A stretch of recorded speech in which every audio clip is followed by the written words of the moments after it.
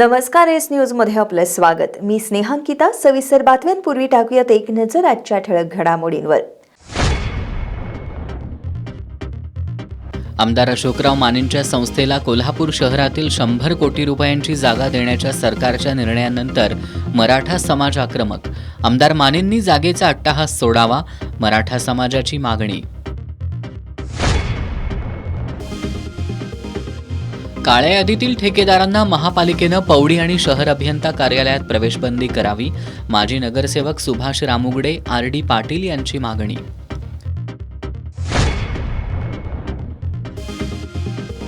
Linking करणाऱ्या रासायनिक खत कंपन्यांवरच गुन्हे दाखल करा, रासायनिक खत व्यापारी संघटनेची मागणी. मागणीचा विचार झाला नाही तर खत विक्रीचे परवाने परत करण्याचा विक्रेत्यांचा इशारा.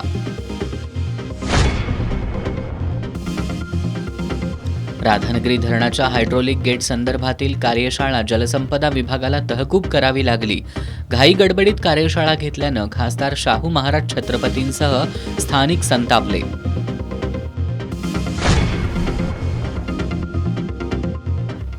आणि पावसाचा जोर ओसरला, पुराचा धोका टळला, कोल्हापूर रत्नागिरी महामार्ग सुरू.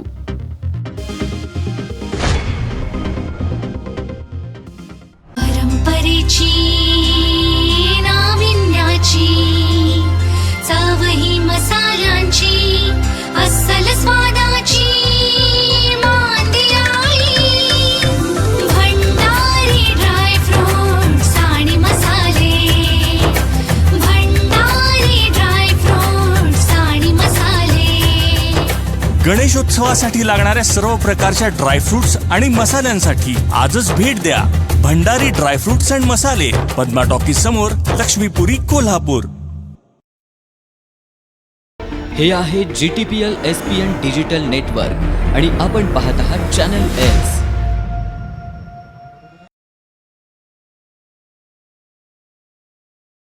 एस न्यूजमध्ये आपलं पुन्हा एकदा स्वागत.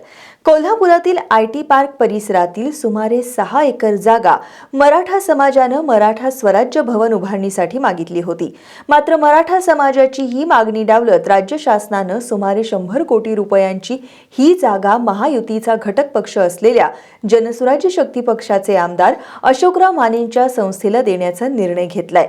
या निर्णयामुळे मराठा समाजात अस्वस्थता निर्माण झाली आहे.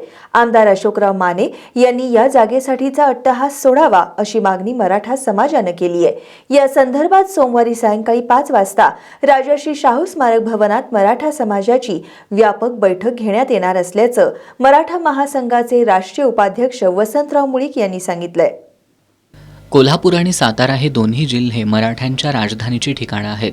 दोन्ही जिल्ह्यात 50% अधिक मराठा समाज राहतोय. मात्र या ठिकाणी मराठा भवन नाही याची उणीव वारंवार मराठा समाजाला भासतीये. ही गरज लक्षात घेऊन मराठा स्वराज्य भवन ट्रस्टच्या वतीनं कोल्हापूर शहरातील रिव्हिजनल सर्वे नंबर 679-3 ही हॉकी स्टेडियम नजीकची 6 एकर जागा मराठा भवनसाठी देण्याची मागणी करण्यात आली होती. यासाठी जिल्हाधिकारी कार्यालय तसंच राज्याच्या महसूल विभागाकडे गेली 13 वर्ष सातत्यानं पाठपुरावा सुरू आहे. सकल मराठा समाजानं या ठिकाणी मराठा भवन उभारणीसाठी देणगी स्वरूपात कोट्यवधी रुपयांचा निधीही गोळा केलाय. मात्र सत्ताधारी गटाचे आमदार अशोकराव माने यांनी याच जागेची मागणी त्यांच्या महिला औद्योगिक संस्थेसाठी केली आहे. त्यानंतर शासनानं सुमारे 100 कोटी रुपयांची ही जागा संबंधित संस्थेला देण्याचा निर्णय घेतलाय. त्यामुळे सकल मराठा समाजात प्रचंड रोष निर्माण झाल्याचं मराठा महासंघाचे राष्ट्रीय उपाध्यक्ष वसंतराव मुळीक यांनी सांगितलं. हा रोष आमदार अशोकराव माने यांना परवडणारा नाही. त्यामुळे आमदार माने यांनी या जागेचा अट्टहास सोडावा अशी मागणी त्यांनी केली आहे. या संदर्भात सोमवारी 25 ऑगस्ट रोजी सायंकाळी 5 वाजता राजर्षी शाहू स्मारक भवन इथं सकल मराठा समाजाची व्यापक बैठक होणार आहे. या बैठकीत पुढील निर्णय घेण्यात येणार असल्याची माहिती मुळीक यांनी दिली. या ठिकाणी 50% जास्त मराठा समाज, बहुल असा मराठा समाजाचा यामध्ये रहिवास आहे. अशा या कोल्हापूरमध्ये छोट्या मोठ्या समाजाची सभागृह आहेत, परंतु मराठा समाजाचं सभागृह नाही आहे. यासाठी आम्ही परिपूर्ण असा प्रस्ताव राज्य शासनाकडं 2015ला पाठवलेला होता. पण या जागेच्या आम्ही घेणार म्हटल्यानंतर आम्हाला कोट्यावधी रुपयेचा निधी देण्याचं आम्हाला वचन दिलं आणि आता लाखो रुपयाचा निधी मराठा स्वराज्य भवन ट्रस्टकडे उपलब्ध आहे. अशा वेळेला अचानकपणे कोल्हापूरच्या जडणघडणीत किंवा कोल्हापूरशी ज्यांचा संपर्क नाही असे आमदार अशोकराव माने यांनी त्यांच्या संस्थेसाठी महिला संस्थेसाठी औद्योगिक जागा घेतलेली समजली. यानंतर कोल्हापूरमधील मराठा समाजाबरोबर इतरही समाजांचा इतका रोष वाढलेला आहे की हा रोष आमदार अशोकराव माने यांना परवडणार नाही आहे, कारण त्यांच्या विजयात मराठा समाजाचा पण मोठा वाटा आहे. त्यामुळे आम्ही आजच्या बैठकीद्वारे त्यांना विनंती केली की तुम्ही या जागेचा हट्टाच करू नका.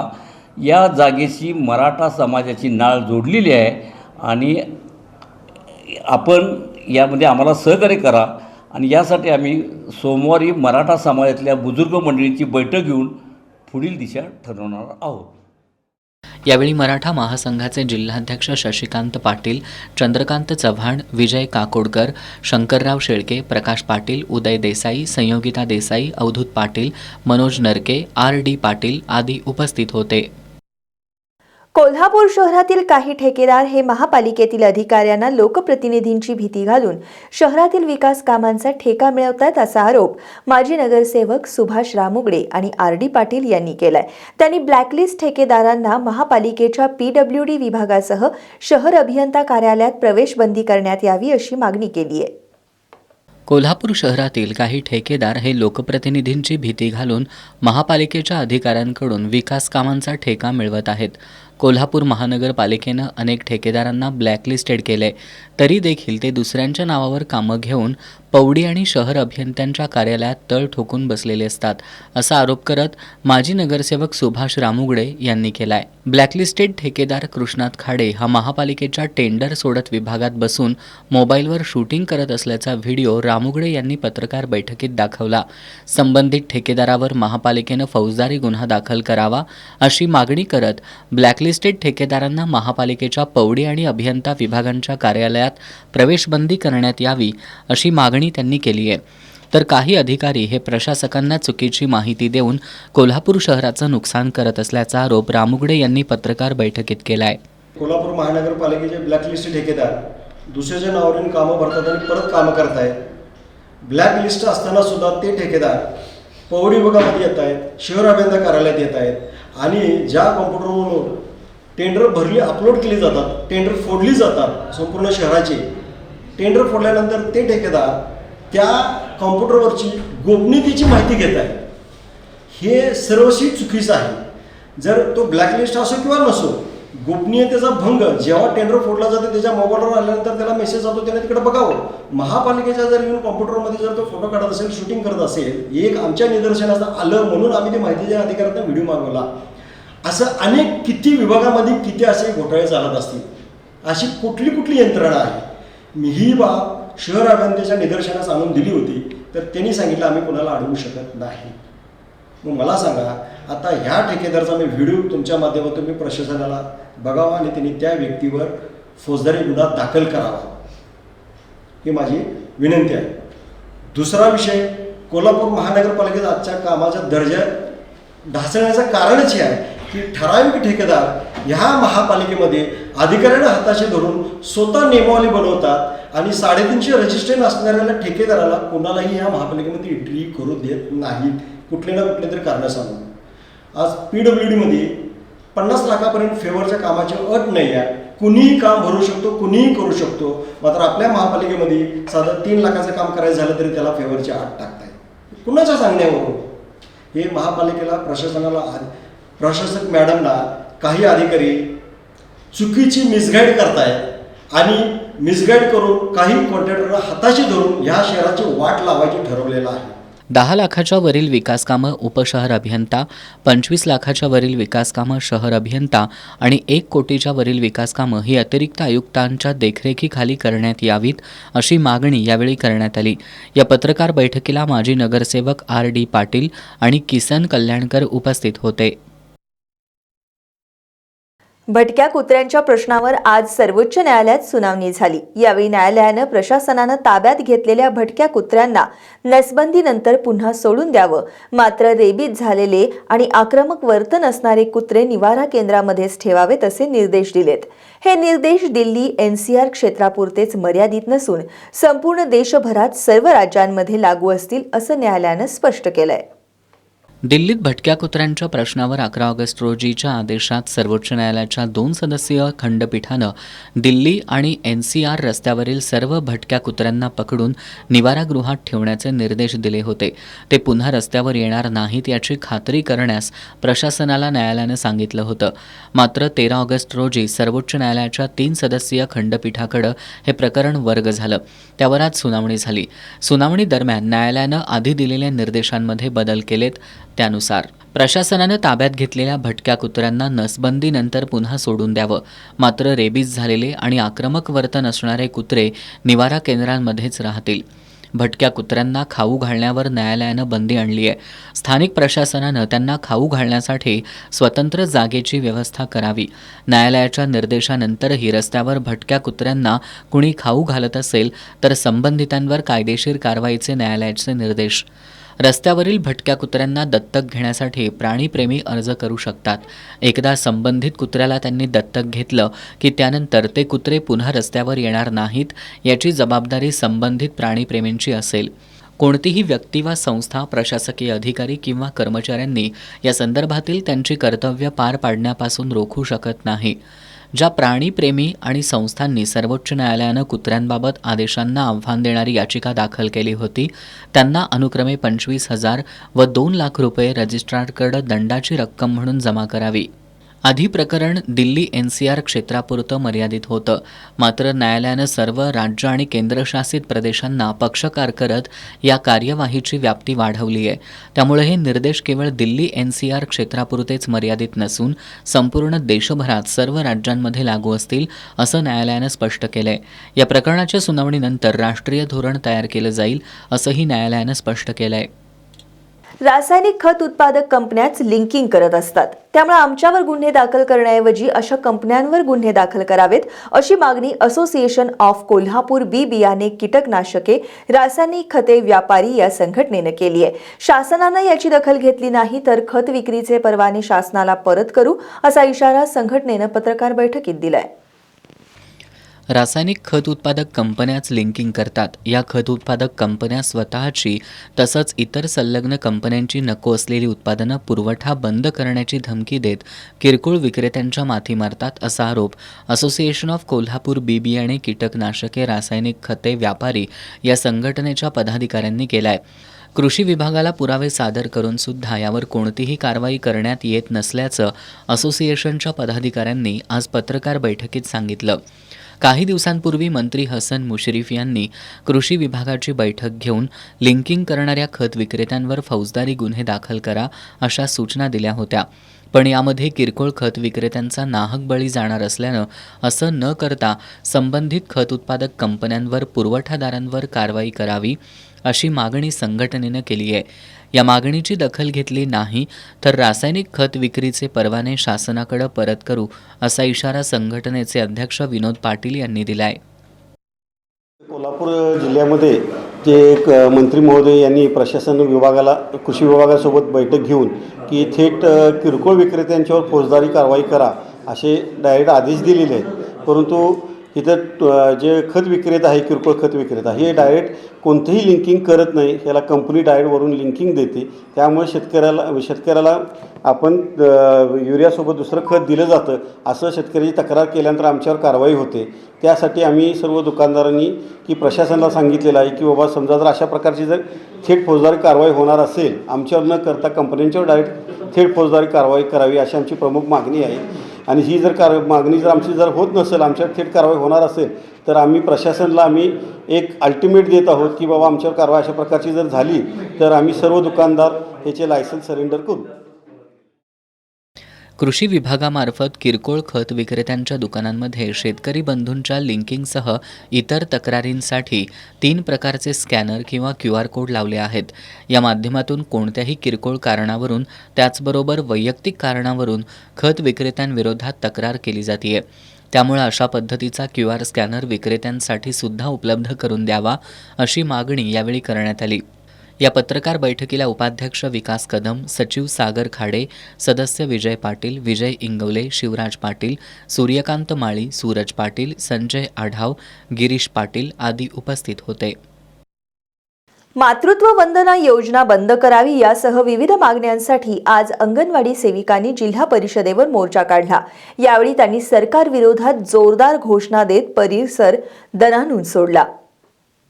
मातृत्व वंदना योजना बंद करावी, लाडक्या बहिणींचा फेरसर्व्हे करण्याचं काम बंद करावं, लाडकी बहीण योजनेच्या अर्जाचा मोबदला लवकरात लवकर द्यावा अशा विविध मागण्यांसाठी आज अंगणवाडी सेविकांनी जिल्हा परिषदेवर मोर्चा काढण्याचा इशारा दिला होता.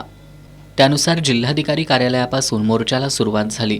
यावेळी सरकारविरोधी घोषणांनी अंगणवाडी सेविकांनी परिसर दणाणून सोडला.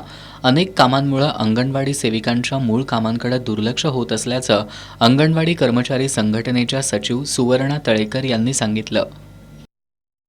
आता मातृवंदनाचं काम सांगितलेलं आहे आणि लाडक्या बहिणीचा फेर सर्वे करायला सांगितलेला आहे. जेव्हा लाडक्या बहिणींचं काम यांना दिलं होतं, लाडक्या बहिणींना 1,500 देण्याचं, तेव्हा सर्वांना द्या कारण त्यांना निवडून यायचं होतं. आणि आता मात्र गावागावात भांडणं लावण्याचं हे काम चालू झालेलं आहे. कारण कुणाला कमी करायचं आणि कमी केलं ते जबाबदारी मात्र अंगणवाडी सेविकेवर येणार आहे.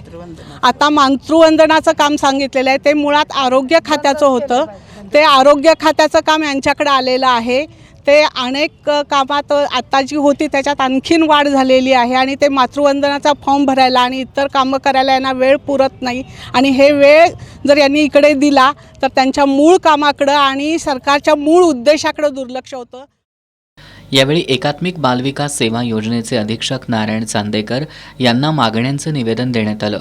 मोर्चात अंगणवाडी कर्मचारी संघटनेचे अध्यक्ष अतुल दिघे, उपाध्यक्ष जुलेखा मुल्लाणी, प्रियांका पाटील, पुष्पांजली पाटील, सुरेखा परीट, मोहिनी बनगे यांच्यासह अंगणवाडी सेविका सहभागी झाल्या होत्या. जवळपास आठवडाभर बरसणाऱ्या पावसामुळे कोल्हापूर शहरासह नदीकाठच्या परिसराला पुराचा धोका निर्माण झाला होता.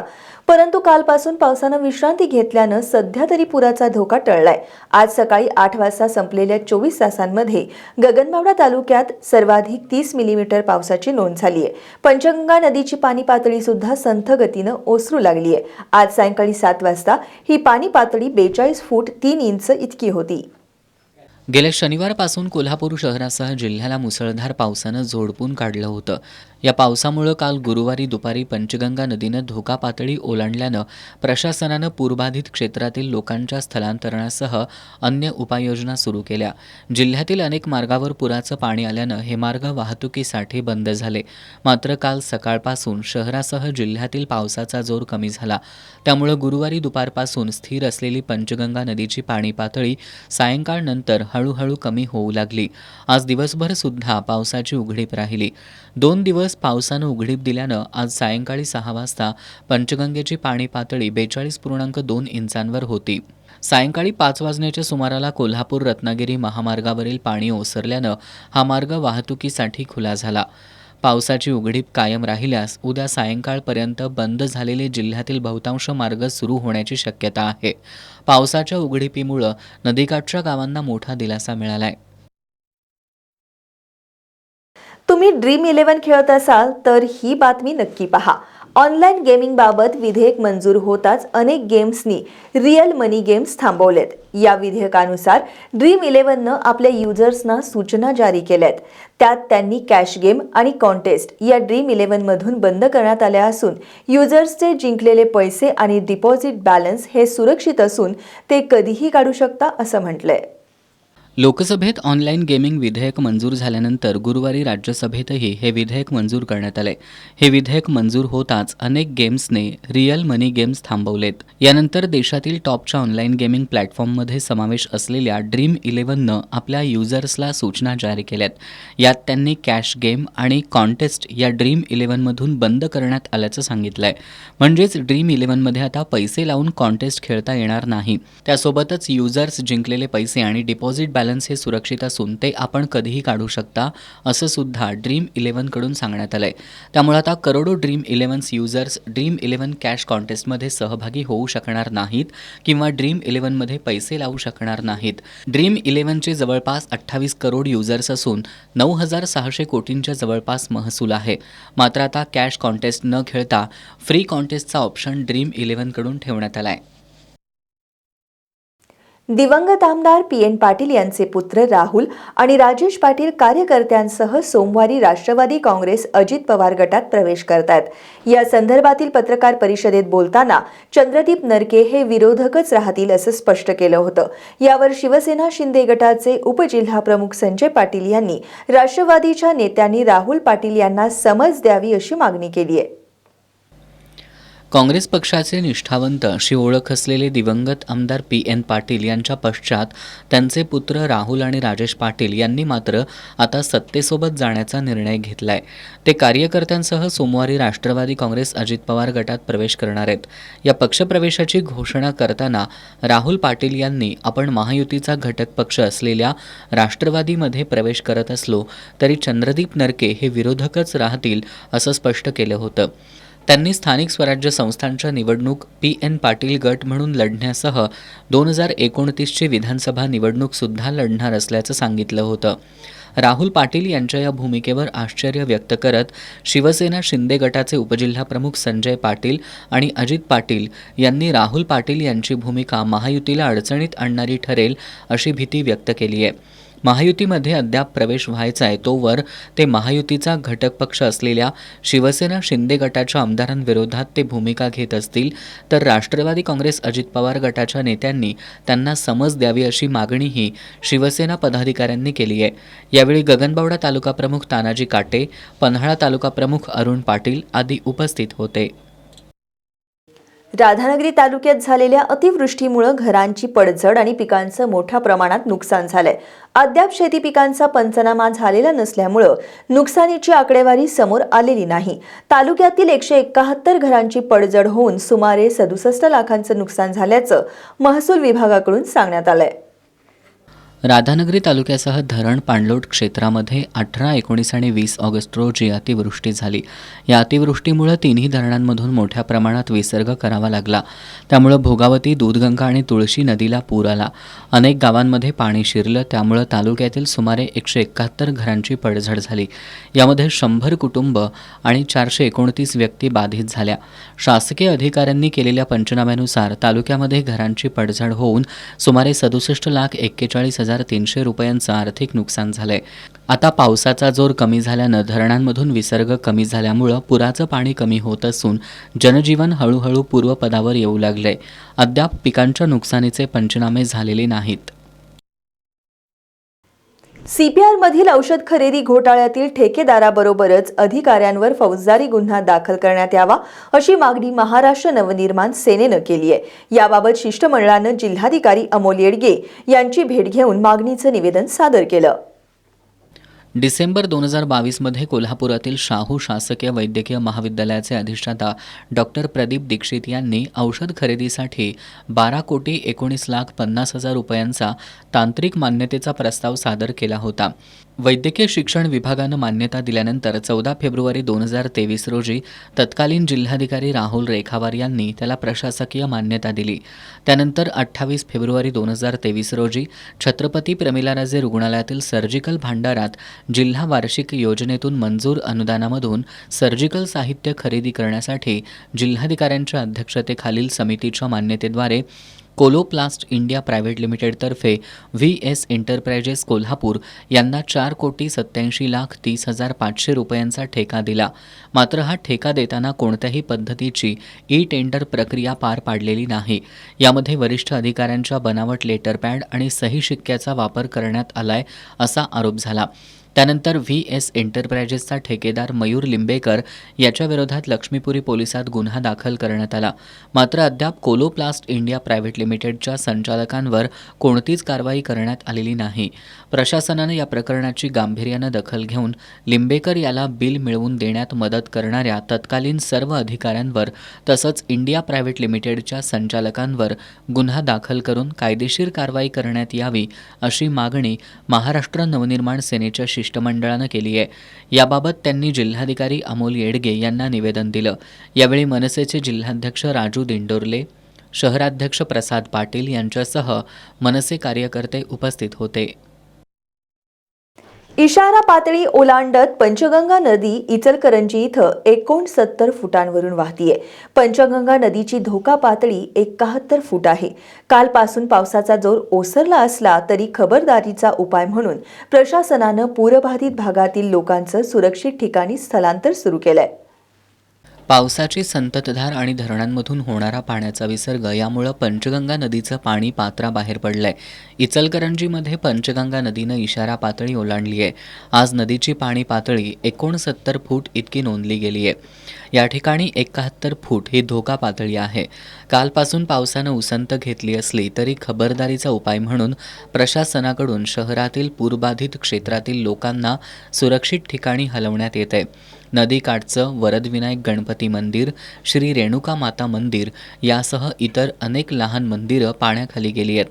तसंच इथल्या पंचगंगा स्मशानभूमीत देखील पुराचं पाणी शिरल्यानं अंत्यविधीसाठी शहापूरमधील स्मशानभूमी उपलब्ध करून देण्यात आली आहे. इचलकरंजी शहरातील शेळकेमळा परिसर आणि कटके गल्लीत पुराचं पाणी शिरले.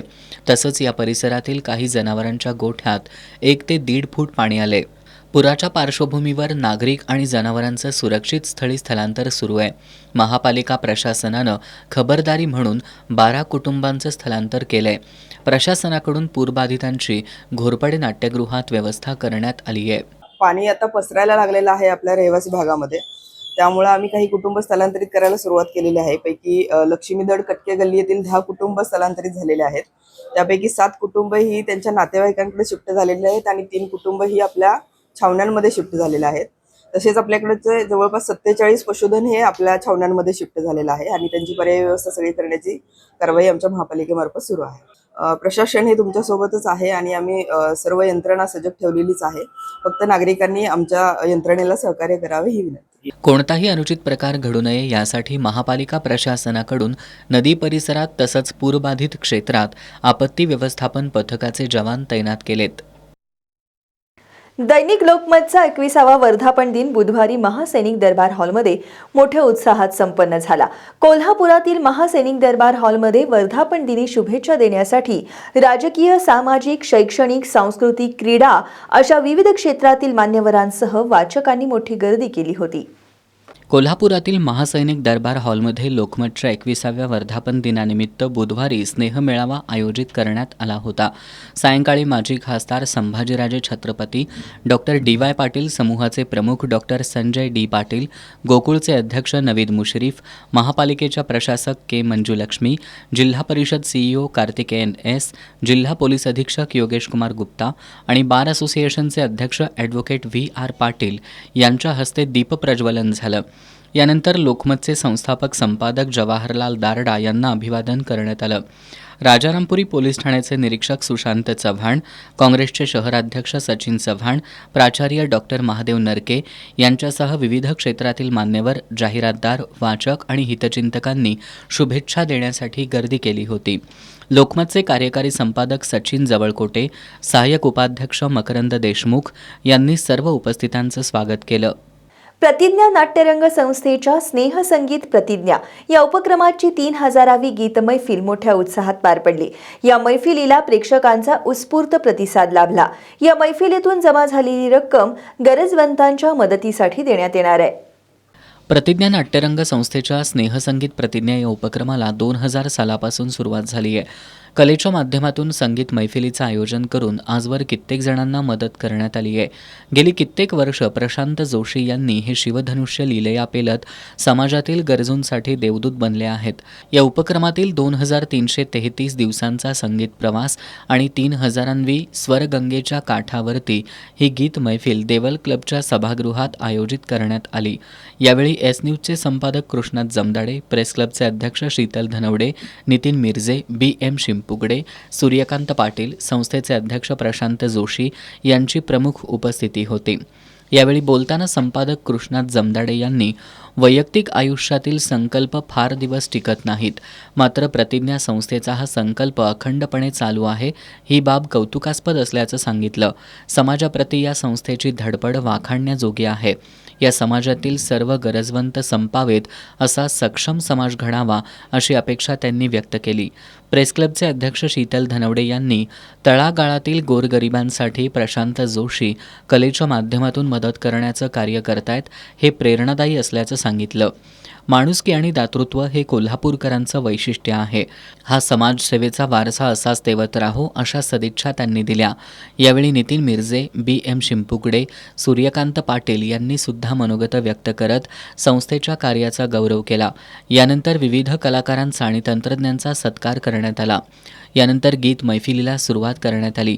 यामध्ये गणेश जाधव यांनी विठू माऊली तू, प्रशांत जोशी यांनी ग साजणी, चंद्रशेखर फडणीस यांनी दिल्या घेतल्या वचनांची, मिलिंद नाईक यांनी दाटून कंठ येतो, प्रीती देसाई यांनी रुपेरी वाळूत माडांच्या बनात अशा एकाहून एक सरस गीतांनी रसिक प्रेक्षकांना मंत्रमुग्ध केलं. काय तुझी माया सांगू श्रीरंगा, संसाराची पंढरी तू दिली पांडुरंगा, डोळ्यातून वाहे माय चंद्रभागा, डोळ्यातून वाहे माय चंद्रभागा, अमृताची गोडी आज आलिया भंगा विठ्ठला पांडुरंगा. या कार्यक्रमातून जमा झालेली रक्कम ही गरजवंतांना मदत म्हणून देण्यात येणार आहे. या संगीत मैफिलीसाठी निवेदक म्हणून अश्विनी टेंबे, जयश्री देसाई यांनी काम पाहिलं, तर ध्वनी संयोजन रमेश सुतार, प्रकाश योजना अभिजित माळगी आणि नेपथ्य सागर भोसले यांनी केलं. इचलकरंजीतील कलानगरच्या महागणपती मंडळानं यंदा 6000 फूट परिसरात गजमहालाची प्रतिकृती साकारली आहे. यामध्ये 1000 लहान मोठ्या हत्तींचे पुतळे उभारण्यात आले आहेत. मंडळाचे अध्यक्ष रमाकांत वाळवेकर यांनी पत्रकार बैठकीत ही माहिती दिली. गणेशोत्सव म्हटला की विविध सामाजिक आणि धार्मिक कार्यक्रम आलेच, त्याचबरोबर सजीव देखाव्यांसह विविध आकर्षक प्रतिकृतींची रेलचेलही सुरू होते. इचलकरंजीतील कलानगरचा महागणपती आसपासच्या परिसरात चांगलाच नावारूपाला आलाय. यावर्षी कलानगरच्या या मंडळानं 6000 चौरस फूट परिसरात भव्य गजमहालाची प्रतिकृती साकारली आहे. या महालात 1000 लहान मोठ्या हत्तींचे पुतळे उभे करण्यात आलेत. ही प्रतिकृती साकारण्याचं काम एप्रिल महिन्यांपासून सुरू आहे. सध्या गजमहाल पूर्णत्वाला येताना पाहायला मिळत असल्याचं मंडळाचे अध्यक्ष रमाकांत वाळवेकर यांनी पत्रकारांशी बोलताना सांगितलं. या मंडळाच्या वतीनं वर्षभर विविध सामाजिक कार्यक्रमांचं आयोजन करण्यात येतं. यंदा बुधवारी सायंकाळी 6 वाजता महागणपतीच्या प्राणप्रतिष्ठापना सोहळ्यानं या उत्सवाची सुरुवात होणार आहे. त्यानंतर पुढील 10 दिवस विविध धार्मिक आणि सांस्कृतिक कार्यक्रमांचं आयोजन करण्यात येणार आहे. नागरिकांनी मोठ्या संख्येनं कलानगरच्या महागणपतीचं दर्शन घ्यावं असं आवाहन मंडळाच्या पदाधिकाऱ्यांनी पत्रकारांशी बोलताना केलंय. यावेळी शिवाजी सुर्वे, पंकज डंबाळ, अभिषेक वाळवेकर उपस्थित होते. कोल्हापुरातील ॲस्टर आधार हॉस्पिटलमध्ये तोंडाच्या कॅन्सरवर मात केलेल्या आणि फ्री फ्लॅप रिकन्स्ट्रक्शन शस्त्रक्रिया झालेल्या रुग्णांचा विशेष संवाद मेळावा संपन्न झाला. रुग्णांना मानसिक आधार देणं, त्यांना व्यक्त होण्याची संधी देत प्रोत्साहन देणं आणि रुग्ण डॉक्टर यांच्यातलं नातं अधिक घट्ट करणं हा या मेळाव्यामागचा उद्देश होता. ॲस्टर आधार हॉस्पिटलनं आजपर्यंत 100हून अधिक तोंडाच्या कॅन्सरवरील फ्री फ्लॅप रिकन्स्ट्रक्शन शस्त्रक्रिया यशस्वीरित्या केल्या आहेत. या शस्त्रक्रिया नवीनतम तंत्रज्ञान आणि तज्ज्ञ डॉक्टरांच्या टीममुळे शक्य झाल्यात. तोंडाच्या कॅन्सरवर मात केलेल्या आणि फ्री फ्लॅप रिकन्स्ट्रक्शन शस्त्रक्रिया झालेल्या रुग्णांचा संवाद हा विशेष मेळावा नुकताच आयोजित करण्यात आला. या मेळाव्यात बोलताना डॉक्टर निखिल गुळवणी यांनी कॅन्सर ही आयुष्याच्या पुस्तकातील शेवटची ओळ नाही तर एक कठीण प्रकरण आहे. हे प्रकरण आपण सगळे मिळून लिहित आहोत असं सांगितलं. ॲस्टर आधार परिवाराचा भाग म्हणून आम्ही नेहमीच तुमच्या पाठीशी आहोत. केवळ रुग्णालयातच नाही तर कायमस्वरूपी हसत रहा, प्रेरणा देत रहा आणि आयुष्याचा प्रत्येक क्षण जगत रहा असा सल्लाही त्यांनी दिला. डॉक्टर अजिंक्य देशपांडे यांनी कॅन्सर सर्जरीबाबत फ्री फ्लॅप रिकन्स्ट्रक्शनचा वापर करून आपण चेहरा आणि तोंड यांचा फॉर्म अँड फंक्शन रिस्टोअर करू शकतो असं सांगितलं. डॉक्टर कृष्णकुमार सिंग यांनी प्लास्टिक रिकन्स्ट्रक्शनमुळं रुग्णांच्या चेहऱ्यावरील बदल टाळता येतो, आत्मविश्वास वाढतो आणि रुग्ण शस्त्रक्रियेनंतरही रुग्ण सन्मानाने जगू शकत असल्याचं सांगितलं. यावेळी व्यवस्थापकीय संचालक डॉक्टर उल्हास दामले, मुख्य कार्यकारी अधिकारी डॉक्टर डॅलन फर्नांडिस, डॉक्टर वैभव आमले आणि डॉक्टर मयूर मुंढे यांनीही मनोगत व्यक्त केली. या मेळाव्यात रुग्ण आणि त्यांच्या नातेवाईकांनी स्वतःचे अनुभव सांगितले. काहींनी भावनिक आठवणी शेअर केल्या तर काहींनी डॉक्टरांना त्यांच्या मनातले प्रश्न विचारले. कार्यक्रमात गाणी आणि छोट्या गेम्समुळं वातावरण हलकं फुलकं झालं आणि रुग्ण आणि डॉक्टर यांचा स्नेह अधिक दृढ झाला. नवरा बायकोच्या नात्यावर आधारित दिग्दर्शक विशाल पी गांधी आणि जैनेश इरजदार यांनी आतली बातमी फुटली हा मराठी चित्रपट बनवलाय. येत्या 19 सप्टेंबरला संपूर्ण महाराष्ट्रात प्रदर्शित होणार आहे अशी माहिती दिग्दर्शक विशाल पी गांधी यांनी पत्रकार बैठकीत दिली. VG फिल्म या बॅनर अंतर्गत दिग्दर्शक विशाल पी गांधी आणि जैनेश इजरदार यांनी नवरा बायकोच्या नात्यावर आधारित आतली बातमी फुटली हा मराठी चित्रपट बनवलाय.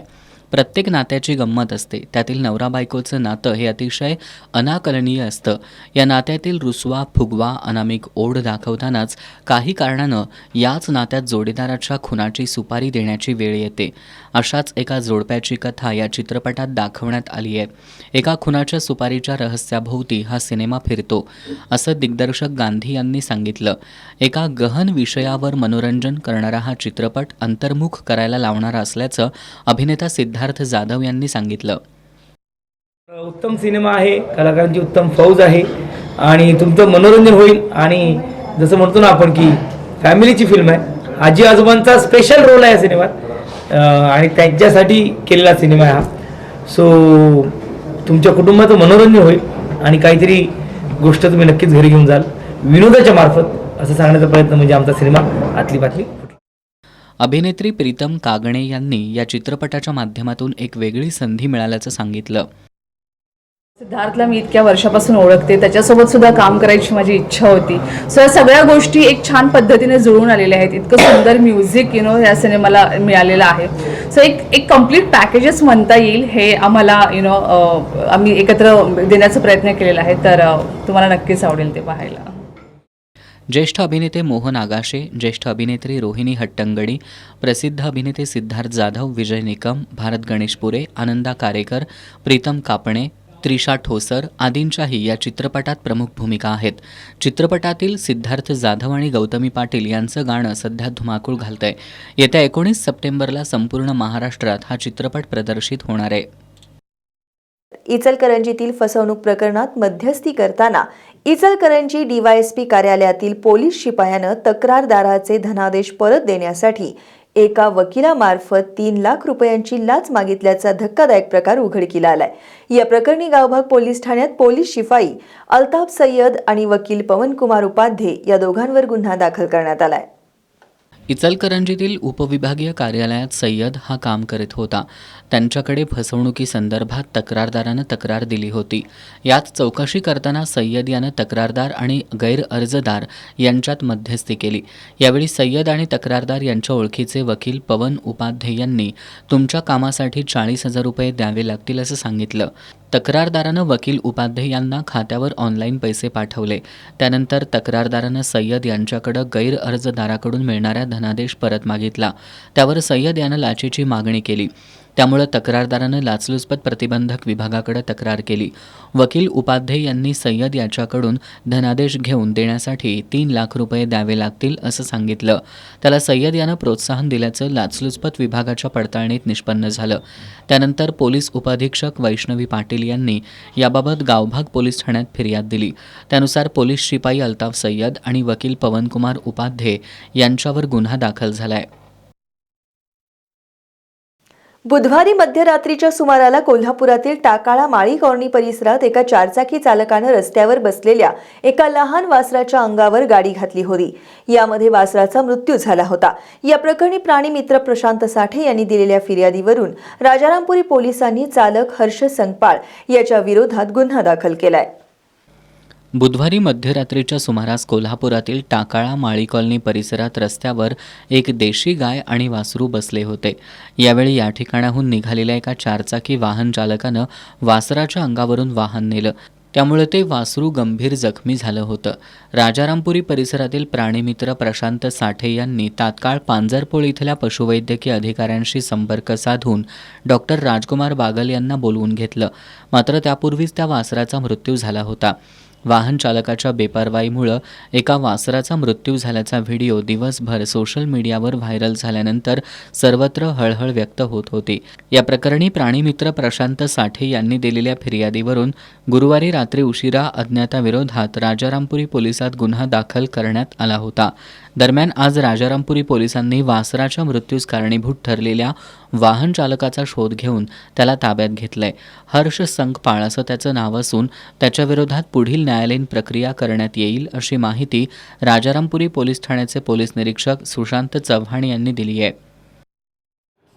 दिनांक 20 रोजी राजारामपुरीतील माळी कॉलनी परिसरामध्ये एक गाय आणि एक वासरू रस्त्यावर बसलेलं होतं. रात्री 3च्या सुमारास एक इनोवा गाडीचा चालक तिथून चाललेला असताना त्यानं त्या वासराच्या अंगावर घातल्यामुळं आणि तो तिथनं पळून गेल्यामुळं त्या वासराचा दुर्दैवी मृत्यू झाला.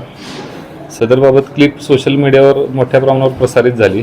त्याचा आम्ही गांभीर्याने दखल घेऊन राजारामपुरी पोलिसांनी तात्काळ त्या आरोपीचा शोध घेतला. त्याचप्रमाणे हर्षल प्रशांत साठे हे प्राणीमित्र संघटनेचे आहेत. त्यांनी पोलीस स्टेशनला त्या व्यक्तीविरुद्ध तक्रार दिली. त्या व्यक्तीचा आम्ही शोध घेतला. त्याचं नाव हर्ष संगपाळ वय 24 असं असून त्याच्यावर आपण गुन्हा दाखल केलेला आहे. तसेच पुढची न्यायालयीन प्रक्रिया सुरू आहे. दरम्यान आज दुपारी कोल्हापुरातील गोरक्षक प्राणीमित्र चांगलेच आक्रमक झाले होते. त्यांनी राजारामपुरी पोलीस ठाण्यात जाऊन पोलीस निरीक्षक सुशांत चव्हाण यांची भेट घेतली आणि वाहन चालकावर कडक कारवाई करण्याची मागणी केली. राधानगरी धरणावर नवीन सांडवा बांधकाम करण्याच्या उद्देशानं जलसंपदा विभागाचे अधिकारी जागतिक बँकेच्या प्रतिनिधींच्या उपस्थितीत आज कार्यशाळेचं आयोजन करण्यात आलं होतं. मात्र अवघ्या 1 दिवसांपूर्वी दिलेल्या नोटीसद्वारे ही कार्यशाळा घेऊन प्रकल्प लादण्याचा प्रयत्न होतोय असा आरोप करत संतप्त नागरिकांनी अधिकाऱ्यांना ही सभा तहकूब करायला लावली. खासदार शाहू महाराज छत्रपती यांनीही अधिकाऱ्यांच्या वर्तनावर नाराजी व्यक्त केली आहे. आज राधानगरी धरण स्थळावरील जलसंपदा विभागाच्या कार्यालयात जलसंपदा विभागाचे अधिकारी, जागतिक बँकेचे प्रतिनिधी, लोकप्रतिनिधी आणि नागरिकांच्या उपस्थितीत कार्यशाळेचं आयोजन करण्यात आलं होतं. राधानगरी धरणावर नवीन हायड्रोलिक सर्व्हिस गेट उभारण्याच्या उद्देशानं जनजागृतीसाठी ही कार्यशाळा घेण्याचा उद्देश होता. पण लोकप्रतिनिधींसह स्थानिकांना फक्त 1 दिवस अगोदर या कार्यशाळेची नोटीस देण्यात आली. हा प्रकार प्रकल्प लादण्यासाठीच करण्यात आला असा आरोप करत स्थानिकांनी संताप केल्यानं जलसंपदा विभागाच्या अधिकाऱ्यांना ही कार्यशाळा तहकूब करावी लागली. खासदार शाहू महाराज छत्रपती यांनी सुद्धा याबद्दल नाराजी व्यक्त केली.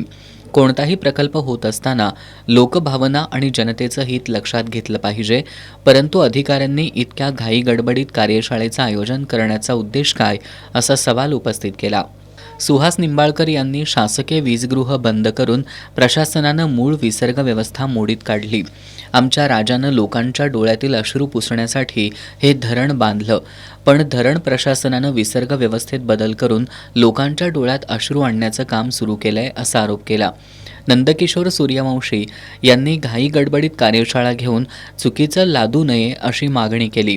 कार्यकारी अभियंता स्मिता माने यांनी धरणाच्या सुरक्षिततेसाठी हायड्रोलिक सर्व्हिस गेट बसवणं विचाराधीन असून कोणतीही माहिती लपवण्याचा उद्देश नसल्याचं सांगितलं.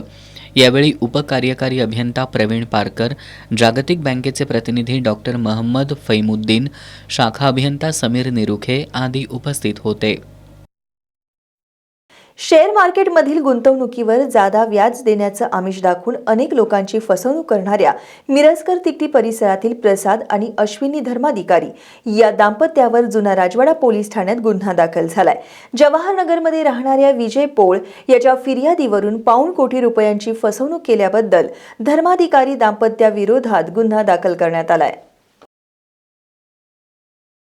करवीर तालुक्यातील कळंबा ग्रामपंचायतीच्या उपसरपंचपदी आमदार सतेज पाटील गटाच्या दीपाली रोपळकर यांची बिनविरोध निवड झाली आहे. आज झालेल्या विशेष सभेत ही निवड करण्यात आली. सत्तारूढ आघाडीच्या समझोत्यानुसार पूनम जाधव यांनी राजीनामा दिल्यानंतर हे पद रिक्त झालं होतं.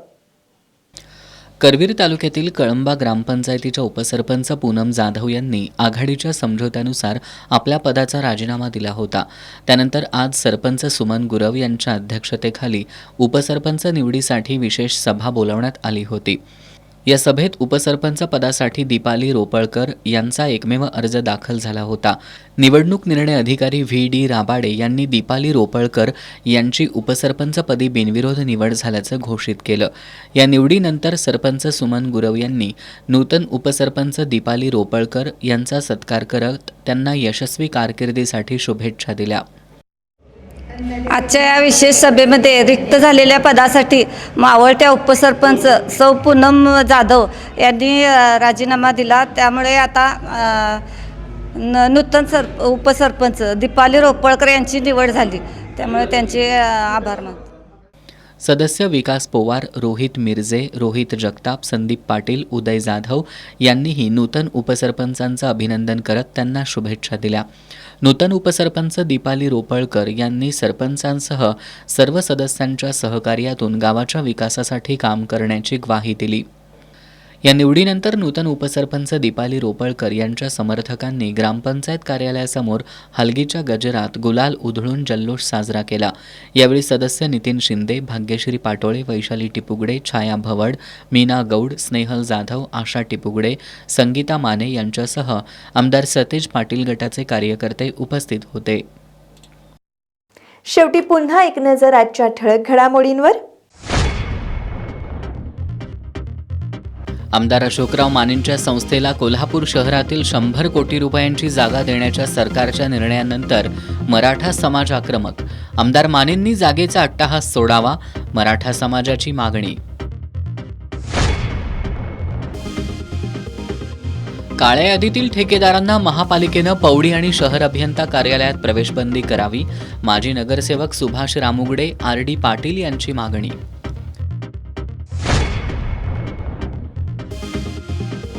लिंकिंग करणाऱ्या रासायनिक खत कंपन्यांवरच गुन्हे दाखल करा, रासायनिक खत व्यापारी संघटनेची मागणी. मागणीचा विचार झाला नाही तर खत विक्रीचे परवाने परत करण्याचा विक्रेत्यांचा इशारा.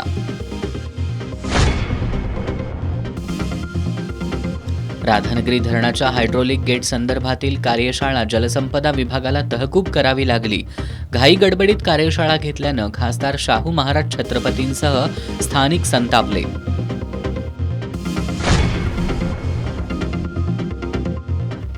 आणि पावसाचा जोर ओसरला, पुराचा धोका टळला, कोल्हापूर रत्नागिरी महामार्ग सुरू.